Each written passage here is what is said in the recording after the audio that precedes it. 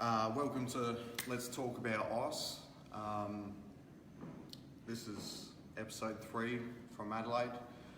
Tonight we have lovely Kimberley Skinner here with us, who's volunteered to share her story with us.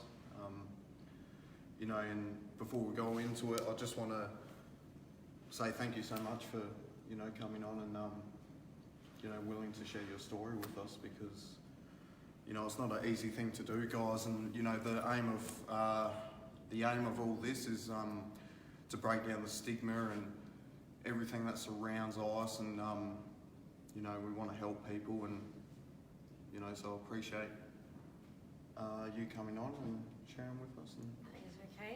Cool. Yeah, so have a sip of coffee. I think I need a sip of coffee. So, I understand you've actually started your own Facebook group. I have, yes.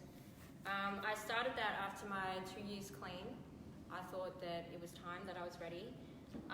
When I was using, I didn't find that there was enough out there for addicts as well as family members, but for addicts as in, on my page I've tried to share like being open and honest, as in things that I've done, messages. I feel as if the more I share, the more open I am, the more likely the addict is to open up and share. Yeah. And once they've come to realisation, it's more likely for them to get clean. And your Facebook group, that's a place where people can be added to the group and know a bit more about your story. Yes, they can. Cool. Yeah. Can I ask, I think you're awesome, by the way. The fact, what made you want to share your story? I don't think there's enough people out there that will, and I think that you have to have a bit of guts to do it, because obviously a lot of people don't understand, and they just, some people attack you, where I think if there's more and more people sharing their story, saying what ICE does to you, it's less likely for people to start using, and more help out there for people to understand. That's wonderful. And what's the name of your Facebook group? My Facebook group name is My Fight Against ICE. Cool. So that's going to be listed in the comment section later, where you'll be able to connect with Kimberley, and you'll be able to ask her questions and connect with her a bit more. Let's get into it. So the first question I have for you is your first experience with ICE. What could you maybe help us paint a picture of what that first memory? Yeah, of why, or the first, what happened first time? As in what it was like, or? Yeah. What led you up to that? Okay, how I feel that I went down that path was, I think the first thing was I found out my dad wasn't my dad, and that I think I lost myself then, and I should have reached out for help then, but I didn't.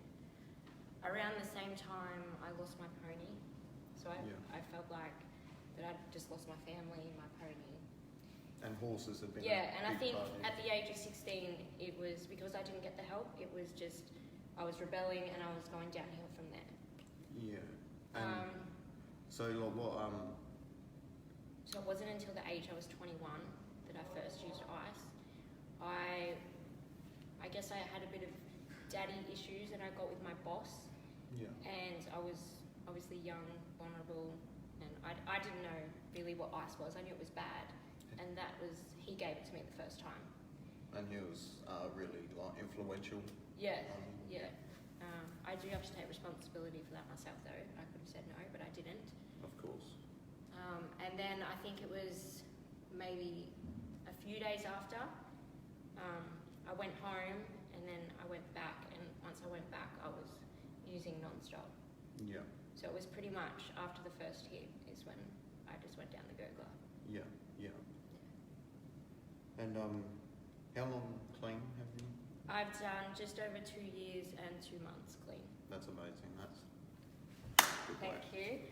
And the period of you using ICE, how long did that? It was about 2 years as well. 2 years. Yeah. Oh, so in that amount of time of using, Yeah. how quick was the downfall? Very. Within the first month, I had lost my job. Just 1 Um, month? Yeah. Yeah. And then I ended up moving in with my boss. Can I ask, like, with your job, like, why was it the using of ice that impacted you to lose your job? I think it was more the boss scenario. Yeah, fair. Cool. At that stage, I'm unsure if people knew that I was using. Yeah. And from then, I pretty much didn't leave the house. I was just using when I woke up. For however many days I would stay awake, and then I would even have a pipe before I went to sleep. Yeah. And And this all came from you having a job somewhere and your boss. yeah, Yeah. not in the right mindset. Yeah. Just thinking, I knew it was bad, but I didn't think it was that bad. I didn't think I was going to lose everything. It's his responsibility to, look out for you as well, you know what I mean? But, him using ice himself, you get trapped in a whole nother world Yeah. and it sucked you in. Yeah. I understand that now, and I try and, I've forgiven. Yeah. Because it's not entirely someone Yeah. else's fault. That's all right. So I cut out all my friends. Yeah. Just from using, because I didn't want to leave the house. The only time we did leave the house was obviously to go and get drugs. Yeah. And, what was that? Because, anxiety or paranoia or? Yeah, I did have very bad paranoia. I would sit at the front of the house, and there was blinds, Yeah. and I would just peek through the blinds, and I was like, the cars that were driving past, I was like, they're watching me.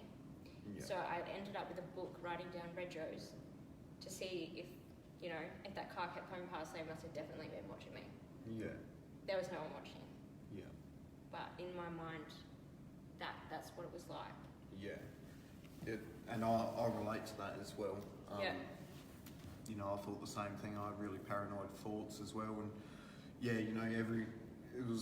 it's been said before, and we'll say it again. I'm not too sure if you've heard of this, but the Truman Show is something. No. Well, anyway, the paranoia and psychosis that comes from using ice can be really intense and that sort of thing. But I want to going back into your story. Can you keep going? Yeah. So he continued working, Yeah. and I stayed at home. So what else I would do rather than just looking out the window? I was going through everything. I was looking at everything of his. I don't even know how to explain it. Going through cupboards, trying to find SIM cards. Obsessing. Yeah, and stuff, I was obsessing, and I even lost time. As in, I remember one time I had a shower for 12 hours. I just felt continually dirty, and I'd just sit in the shower and stay there. It'd take 8 hours to make a bed, because I would be so exhausted and so puffed from using ice, being so dehydrated, that I would just collapse on the floor. Yeah. I remember one time collapsing on the floor. I think I'd been awake for 5 days straight, and I just collapsed on the floor and I was shaking. And then he put me into the shower, and I don't know how long I was in the shower for. Yeah. Can I ask, being clean now, Yeah. and looking back on all those things that you were doing and stuff, what do you think about it now? I think I was batshit crazy. Yeah. Yeah. I was crazy, and at the time, people, once it finally came out, which was a while, because I hid away from everyone, but once it finally came out, I was like, would everyone just back off, leave me alone, there's nothing wrong with me, just leave me alone. But now I look at it and I was like, there was definitely something wrong with me. Yeah. It's funny how You can't we see can't it at see the it, time. yeah. No, you can't. Yeah. So the only thing you think about, you're obsessing over that one thing, the drugs and whatever. You start something and you can't. You just on it. 12 hours, 24 hours, you're on the same thing. And so when you first started ice, you were just became a daily user instantly. Basically, yes. Instantly. See that, guys? That's why one time is just dangerous, because Yeah. One day your whole life changed for Yeah. 2 years. Yeah. So just trying at once led you into a full addiction. That's crazy, and that can be, yeah, like with your job, was that a new job? No, I've been there for nearly a year. Yeah. Very cool. Yeah. So going like back into your story again, and what was your experience with it like? You know, like out of 2 years, that history that you have of using ice, like what? It was hell. Yeah. It was literally like living in hell. It was like I was fighting with myself in my head. Like I knew that I should be doing it, but I couldn't stop doing it. And it was like you would just keep going until you crashed out. Yeah. Like I would drive after being awake for 7 days. Yeah. I would still drive my car. Yeah. And it wasn't hard to get it. It was always there. Mm. And like my boyfriend's brother, he was involved in an organisation, and it was so easy to get. Like it was always there. Yeah. Like it was just easy. Yeah. I find that in my down north in the northern suburbs of Adelaide, you know, like I'm not too sure where it is like, but in the northern suburbs, you know, it is everywhere. You know, we all know it. Like you know, and not to mention, you know, how easily available it is all over the country. You know, how many like phone calls and emails and things that we get every day. You know, this is a like massive issue, and it does grow. I even got to the stage where I was by myself driving and going up to the place where you get it and pick up balls of ice with scales and bags and everything, and I did actually get pulled over. Yeah. The only thing, I don't know why, that they didn't do anything, because it was very obvious that I was not right, not in a good mental state. I got done throwing my cigarette butt out the window right in front of the police officers, but they did nothing. They did nothing else? No. Yeah. Did they find? They gave me a fine for that. Yeah. But it was sitting on the seat next to me. I think there was two balls of ice, a pipe, bags and scales, and the pipe was actually sitting out. And they didn't see it? I don't know. Yeah. I don't know. But one of them did say, he goes, we should take her back to the station and drug test her. And then they went back to their car and they came back and they said, you're right to go. You got lucky. I did get very lucky. Yeah. Because I was in someone else's car, and they pulled me over and they said, like, whose car is this? And I said whose car it was, and they're like, it's not their car. Yeah. And I was like, well, what do you mean? And this was like just, you know, like, because you're in the ice world, you live in this Yeah. you know, life of light, and that was just another day. Yeah, another day. Like, there was police a lot coming around. I had a few run-ins with the police. I did get, at one stage, I went to my old real estate boss and I was talking to him, and he ended up taking me to a mental health clinic. Yeah. And they tried to give me a tablet to take, and I was sitting there and I was like, no, I've done drugs, I'm not taking that tablet. Like, I don't know why I wouldn't take that tablet, but I just wouldn't, and then I ran away. Yeah. And I ran back to... Is this when you first started your recovery? Yes, When yeah. it first Sorry, started? jumping a bit ahead. Yeah, that's all right. So the but- start of it, you were in a mental hospital? Yes, so then I ran back to the real estate, and the police came and followed me there. And I was sitting in the office, and they came in and they're like, you have to come with us or we're going to arrest you. And I'm like, well, how can you arrest me? Like, in my mind, I wasn't doing anything wrong. Like, I wasn't driving at that time. I wasn't doing anything wrong. I was just high. And under the Mental Health Act... They can tell you're a bit... Yeah, for sure. Under the Mental Health Act, they took me. That must have been scary. I was angry at Yeah. that time. I was like, just everyone back off. Like, and then I went into a psych unit for a week, and that was probably one of the best things that happened. Like, I felt in the psych unit like the stigma of it is like, you know, you're crazy, which I was at that time, but I learned so much from it. Like, there were so many open people that you could go in there and you could just talk to and open up about your story, and that helped a lot. Yeah. Was that because like they had gone through similar, like? Yes, there was another guy I went into the psych unit with. He was only 19, and he started using ice. He worked at Abattoir, and he got sexually assaulted in the Abattoir, and he went down the ice path, and I was in there with him, and that was really good to have someone else to speak with. Yeah.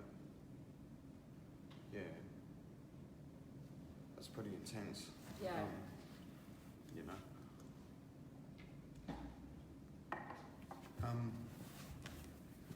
Do you think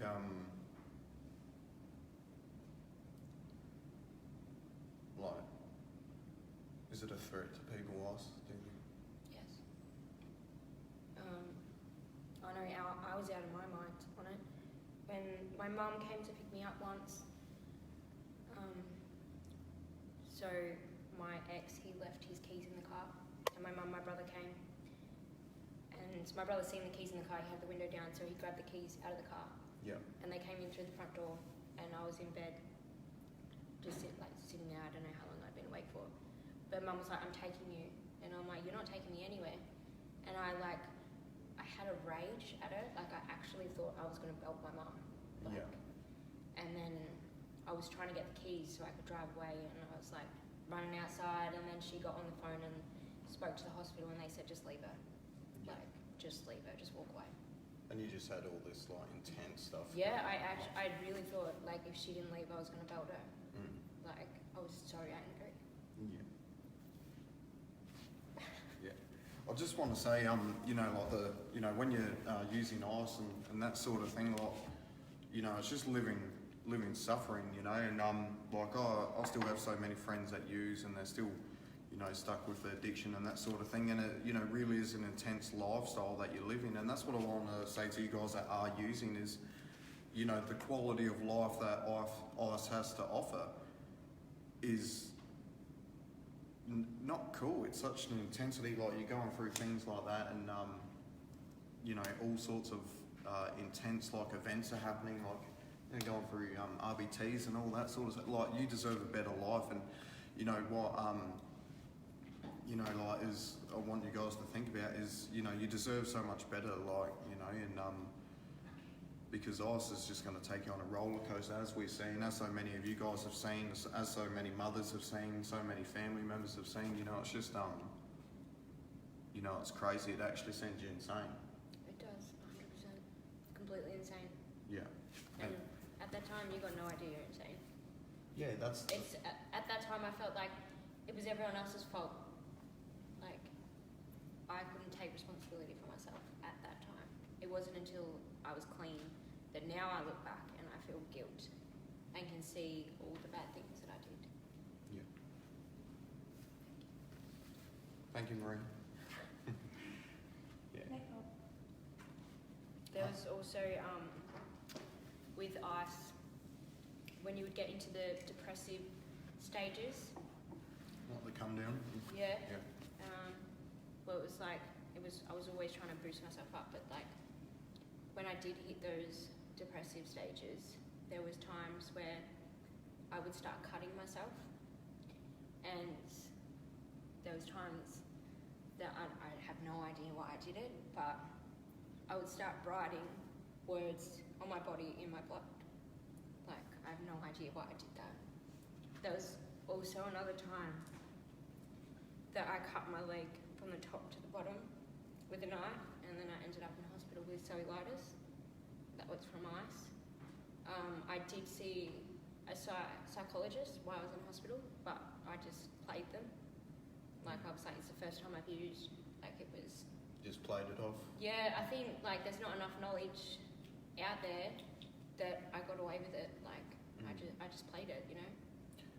It's weird how, you know, like, there's so much, like, pain inside and things like that, and it's so hard to actually, like, open up to someone. I think the judgment. Yeah. And embarrassment. Like, I was always embarrassed. I always wanted people to think that I wasn't using. And even, like, the start of my recovery stage, for a year I was relapsing. Like, it could go from 6 weeks clean, and then I'd go on a bender, or it could go for a week, and then another bender. But when I was doing, like going through those benders, I didn't want anyone to think that I was using it again. Yeah. It was clearly obvious, but like in my head I was so embarrassed. I wanted my family to think that I was clean, that I was trying, that I was going to do this. And look at you now. Yeah. It feels like a lifetime ago. Yeah. And when I look at that girl, like on my page, on my group, the first photo of when I was using, all I see is a girl breathing, but like mentally not there and physically not there. Yeah. That's good stuff. That's just this is how much suffering is out there and how much suffering can be in one person. And to think that there was a article only a couple of days ago, 1.29 billion dollars worth of ice was thankfully caught and stopped. But like this is serious. There is a war out there. Like this drug has been designed to be given to someone and then give them money for it. There's no positives, there's no nothing. This attacks the mind. This produces endorphins, a crazy amount of endorphins, and affects your mind so much to the point of insanity. Yeah. This is an enemy of humanity. Like this is what it is, and it's still ruining so many people's lives out there.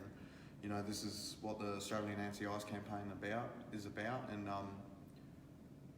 Kimberley has volunteered kindly, and she's and you're doing your own thing with the Facebook group. Yeah. Which is amazing. So that's going to be commented later as well, where you'll be able to connect with Kimberley and get in touch with her and ask her more questions if and learn about her story. Is there anything that you want to? I think the stigma on ice is wrong as well.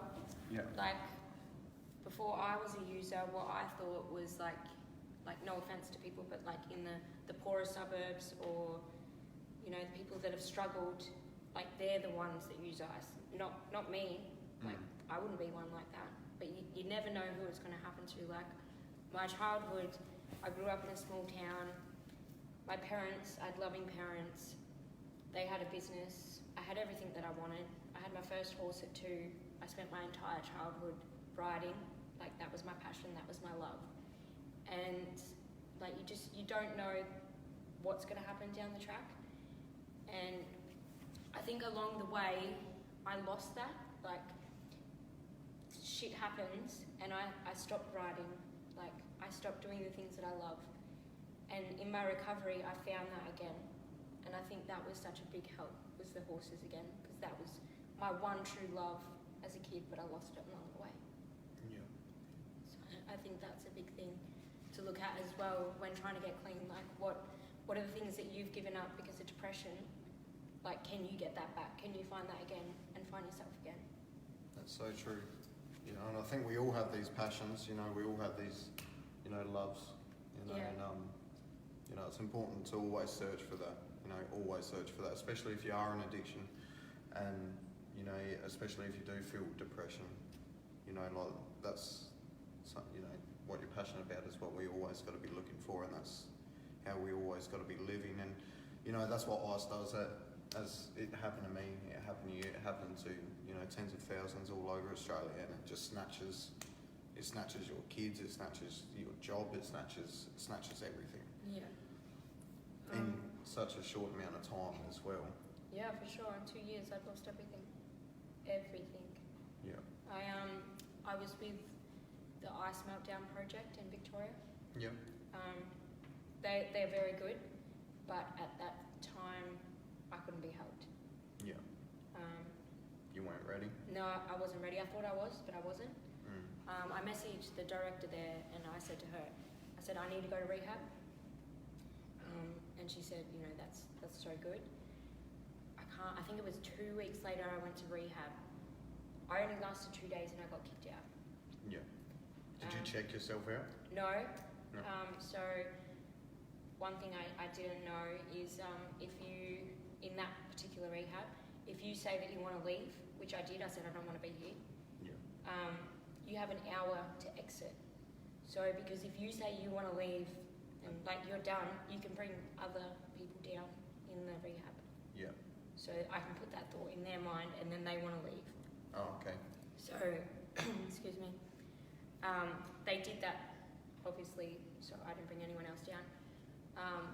And I rang my mum and like the lady in charge, she put me on the phone to mum and I said, Mum, I don't want to be here, come get me. And she said no. And I still had to leave within the hour and I was like, where am I meant to go? I grabbed one bag, like I had so much clothes and everything, like I was meant to be there for, I can't remember what it was, 18 months? 18 months? I think so, I think it was 18 months and I lasted 2 days. Yeah. It was literally I think it was the Friday I went in and the Monday we started the course, I didn't even make it to the course, I was already out. Yeah. So the guy dropped me off at the train station and I'm ringing everyone, I'm like, someone come and get me, like, I've been kicked out of rehab, no one would come. And I was like... You wanted to leave though? I wanted to leave, I thought I could go home. Yeah. But I couldn't. It wasn't, yeah. No, I think that was a turning point, nearly. A realisation, you know, everyone had given up. Like, they'd given up on me. I just got booted out of rehab. No one wanted to hear about it. They were like... Can't help you. There's nothing we can do for you. That mode? Yeah, literally. And it wasn't... I finally got on to one of my friends who was also a user. And she said I could stay there for 2 weeks. And if I didn't get a job, then I would have to go back to rehab. And we did get a job. We got a job at a racing stable. You started using as well? We didn't make it to the job. Yeah. And that is a lie that I told. I pretended that I was going to work. And that eats me still, that I lied about that. It was... I want just to remind you that, you know, like this, you know, ICE influences you in such a way that, you know, you're not you anymore. Yeah, I know. You know, and the person that, you know, who'd done a lot of those things, it wasn't you. I felt like someone else was living in my body, basically. I felt that way too. Yeah. It was like it felt like I was like at the back of my mind, like, don't do that. But there was someone else is at the front and they're like, we're going to do that. Right. How did you manage to get clean? Okay. My rock bottom. That's what done it. Yeah. Now, my friends told me this morning, they said, be careful, like, sharing stuff like that. But I feel like the more open that you are, the more of an impact it will have. So after I got kicked out of the rehab, how I became to get clean is we were meant to go to that job. We got high the night before and we couldn't go. We'd just gotten a house out in, I don't know where, in a farm, like broken down old house. Anyways, we moved in there together and, I can't believe it. It's okay. I'm gonna say. You're doing a good job. Taking so much time, isn't it? Yeah, coffee. Coffee, please.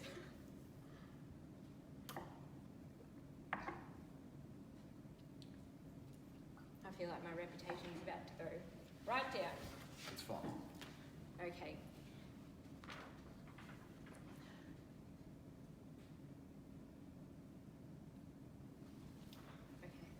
Alright. I think I'm ready. Anyways, so I had 2 weeks to have a job or I had to go back to rehab. Now I wanted my family to think that I was clean.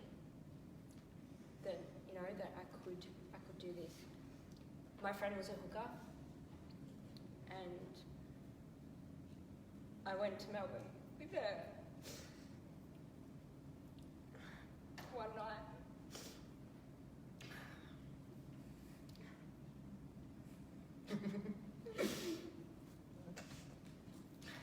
that was my rock bottom. That's what it came to. One night, I lost all my respect, all my morals. I slept with 2 men for money to pay rent, and I didn't even use it to pay rent. What did you use it? Drugs. Because after I left my ex, obviously it wasn't there all the time. I was getting it elsewhere. And that's what I used the money on. And that was my turning point. It was... Oh, I need to stop crying. It's okay. A few days later, it had hit me what I had actually done. And I was like, fuck this. Like, I can't keep doing this. I can't go on like this. And every tablet that I found, because I'd had all my medication over the months where I was meant to be taking them and I wasn't taking them. I had months of tablets. And I just sat on my bed and I took them all. And I was like, I'm done. Like, I'm out. And I remember looking at my dog and I'm like, I'm sorry. But for some reason, a drug dealer came and he booted in my door and then he took me to a house. I was on the couch for about, I don't know, maybe 3-4 days, just sleeping. And then it was, I went to one of his friends' houses that I didn't know, and I was in a caravan, it was an old broken down caravan. There was nothing, like I was on a farm, just in a, I don't even know these people. I had nothing, I'd lost everything. And I just decided, I said, like, obviously I tried to commit suicide and I didn't. I tried to get clean and I couldn't. I'd lost everyone, lost everything, and I was like, what next? And all of a sudden I just had this thought, like, I'm gonna leave, like I have to leave the people I'm around, I have to just go. And I think it was, so I was at the caravan for a week, and it was that Wednesday, like the week Wednesday, my Centrelink came through, and I got in my car, and I drove to Adelaide. It took me about 14 hours to get 8 hours. I was scattered, I shouldn't have been driving, but it was the best fucking thing I've ever done. Yeah. Just to leave. I needed that fresh start, and I needed to be away. And I thought, what else have I got to lose now? I've got nothing to lose. And I was fortunate enough that my cousin, she was working in horse racing, and they allowed me to volunteer. They knew my past, obviously, because my cousin was friends with them. And they allowed me to volunteer, which is really good, and that helped me get my job. And I think that was at a turning point. I'd been in Adelaide 3 weeks. Like I'd done a year of trying to get clean, relapsing along the way. And once I moved to Adelaide, that was the turning point. My job has helped me in a million trillion ways. The friends that I've made, I don't know how I ever lived without them. Yeah. My boss is amazing. He's the biggest legend. He's so understanding. He didn't know at the start, obviously, but I can't remember when I actually told him. But he's been so supportive and very good. So, and the horses, I just think it's the horses, like they soothed my soul, like they brought me back. Yeah. And that, not obviously horses isn't going to work for everyone, but the childhood, finding that passion again, that is what worked for me. Yeah. There was one key thing I heard in your story, and I just want to clarify that with everyone, is you left. I left. You left the environment that you were in. Yeah, you can't stay away. Around users. Yeah. Now it's different. I haven't seen people do it in front of me. Like they know that they can't, but I have been around people that have used, and I just think like I'm not looking down on them. I'm just thinking I could never go back to that. Yeah. But I know that I can't help people unless they want to be helped. Yeah. Yeah. It's it's a weird thing. You know, even so the year that you were still, was it Melbourne? Yeah, Victoria. Yeah, Victoria. Around But you were like relapsing for the whole year, and Yeah. that's because you were still in the same environment. I'd moved back to mum's, which was about 3.5, 4 hours away from where I was, but it was close enough. Yeah. Like, Yeah. yeah. Sometimes I would meet people halfway, Yeah. and because I still knew people from back home. Meet them halfway together. Yeah. Drive 2 hours to. Yeah. Yeah. I've done that too. You know. And that's, At that stage, I'd drive to Queensland. yeah. Like, That's how hungry you are for it. yeah. And I would think sometimes as well, like, oh, you know, I'd get high this time, and then I'll start applying for jobs, and I'll do this and I'll do that. Why I'm high, but then you get high, and you're doing, I don't know what, Yeah. like in the shower for 12 hours, or, you know, cleaning. I remember my makeup every day, the actual makeup, I was disinfecting it. I would disinfect everything. I would disinfect myself. I reckon, every single chemical, or like, not chemical, that's the wrong word, medication, cream from the chemist for my skin, because it was so dehydrated. I was trying, obviously it was what I was putting in my body, but I was trying to fix it with all these things. It was just not working. You don't want to like think that ice is a problem. Like Yeah, I remember even I did start working when I was using. I don't know if I'm going to get in trouble for this, but You'll be right. so I worked in real estate as a property manager. Yeah. I did that before I started ICE, and I went back to it when I was on ICE. And before, I had 2 court cases that I had to go in and represent the landlords. I was smoking ice in the toilet before I went out and represented the landlords. Like, It's crazy, eh? thinking that now, like, imagine having your property manager represent you on ICE. That's the thing. Like, and like. And I was sorry. No, you're right. And I was like, well, I got away with it. Like, I'd got both the court cases. I'd won both of them, and I was like, no one knew. But I think people knew definitely at that stage. Yeah. Yeah. I did get fired from that job as well. Did your doctor help you? Did you have a doctor? Not really. We did through the ice meltdown project. He was a good help, but for me, I didn't go out and really seek help. Yeah. Because I didn't think I had a problem then. Yeah. There was a time that I did see a counsellor, and I told her my story, and she, for me, it felt like she got emotional about it, and I was like, how can I talk to someone about it if, like, she's going to get emotional about it? Like, I want someone I can talk to that's going to help me. Yeah. I didn't really go looking for help that much. All I did was the psych unit, the ice meltdown team, which wasn't their fault, that was on me. And then obviously hitting rock bottom.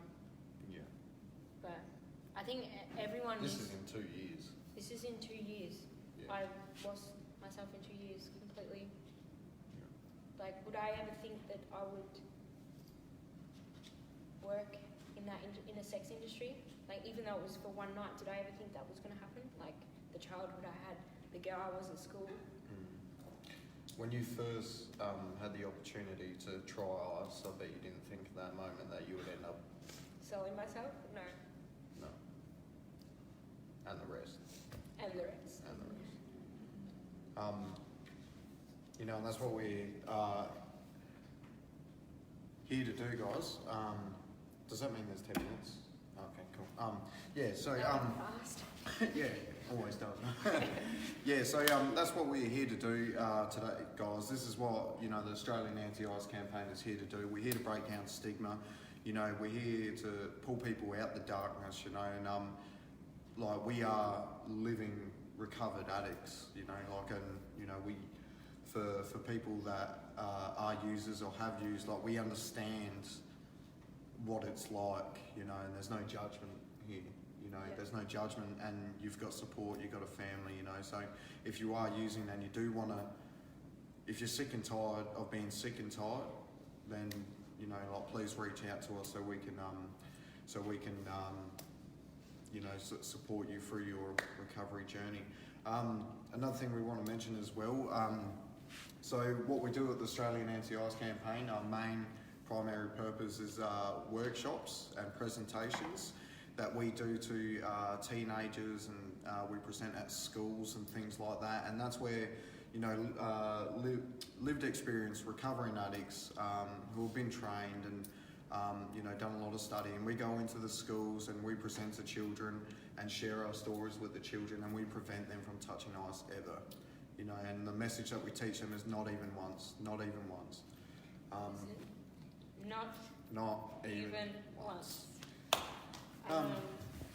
I think the only way out is hitting rock bottom, so don't ever touch it. But if I could give myself that advice when I was 21, if I knew what I had to know now, then I don't think that I would have ever touched it.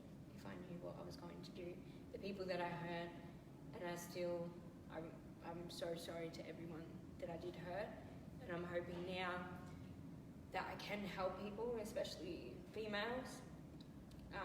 It was a big thing to tell people that. I only rang my dad tonight and I was like, I've got to tell you something. And I don't know how that would have felt like coming from your daughter, that she did that. I don't know how that would have felt. I rang my stepmom last night. I can't remember what she said, but I think it was like, fuck Kimberley. but then she messaged me after and she said, I'm not horrified, like that is the point that you got to. It does happen, like it was ice, and she said something like, you've got this. So the one thing I was worried about was the bullying and the backlash from sharing that, but I'm hoping that it has a positive impact to females as well as guys. Yeah. I think you've got a particularly powerful story myself, because you know, this is an unspoken topic again, you know, and it's directly, oh sorry, you got a tissue. Yeah. You know, like that's another unspoken topic tied in with ice, you know, and that's you know, that does happen. That sort of world. So what I want to say, guys, is Kimberley has her group, My Fight Against Ice. Yeah. So we're going to comment that one later. That's where you're going to be able to join her group, get connected with Kimberley, and she's going to be able to, you know, you'll be able to talk to her about her story and what she thinks, and if she's got any advice for you guys to get clean. So Kimberley has volunteered for the Australian Anti-Ice campaign and is making a difference. Thank you Beautiful. for having me. I'm so glad I met you guys. No worries. If it wasn't for the group and it wasn't for you putting out your videos, I would never have met you. Yeah. So thanks to you for getting me involved. And thanks to Andrea Simmons for... Yes, thank you. I can't wait to meet you. Yeah. But yeah, like I said, guys, so we do the workshops, the presentations in schools. We do need funding. We're a non-for-profit organisation. So $10, every $10 donated is going to prevent a child from touching ice. All right, guys. So yeah, please find it in your hearts, especially for those of you guys that have been affected by ice. You know, we're reaching out to you guys because you guys know the damage that this causes as well. And for those of you guys who want more information, please reach out to the organisation. Kimberley, myself, any of the teams from any other states. You know, just make sure you reach out, and you know that's what we're here to do. We're here to help and break down the stigma on ice and pull people out of the darkness and prevent the next generation, prevent our children from ever touching this poison and the devil. All right, guys. So that's it for us today. Thank you so much. Yeah.